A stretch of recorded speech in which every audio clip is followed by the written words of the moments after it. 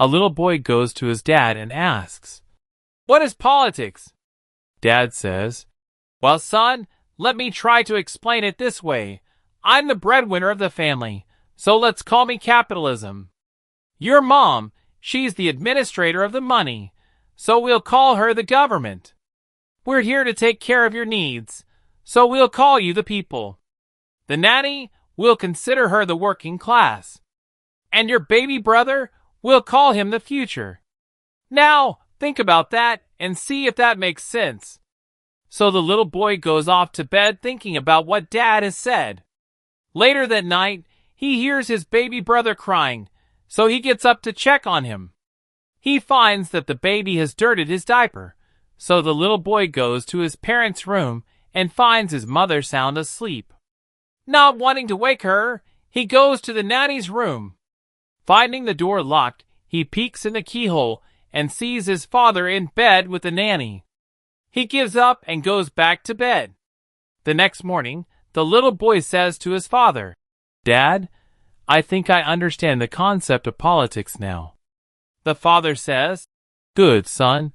Tell me in your own words what you think politics is all about." The little boy replies, "Well, while capitalism is screwing the working class, the government is sound asleep, the people are being ignored, and the future is in deep shit."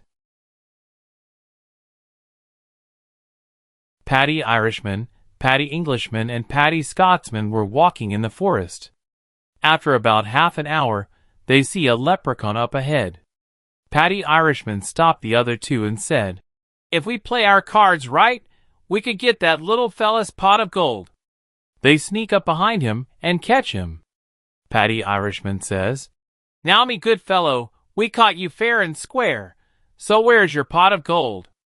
The leprechaun thinks for a minute and then says, "That's not how it works. You have only half the work done.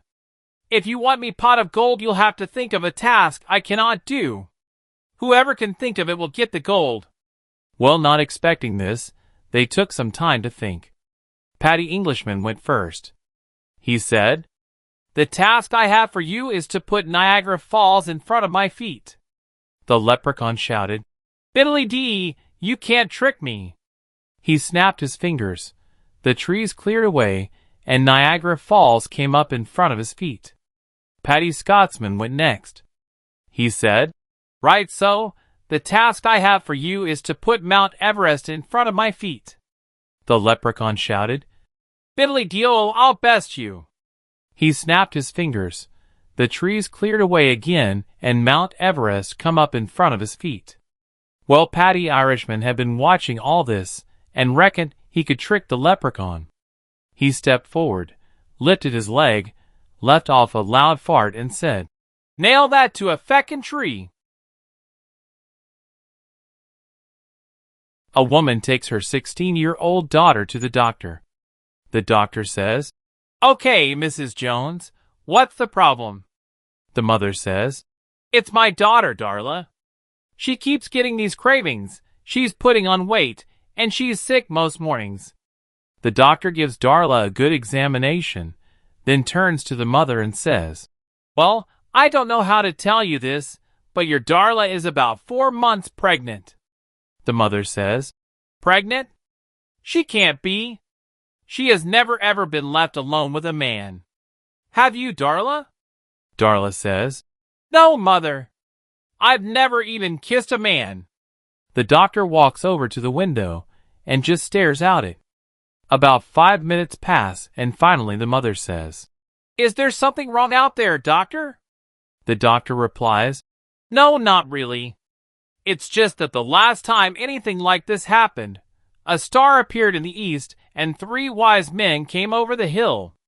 I'll be damned if I'm going to miss it this time."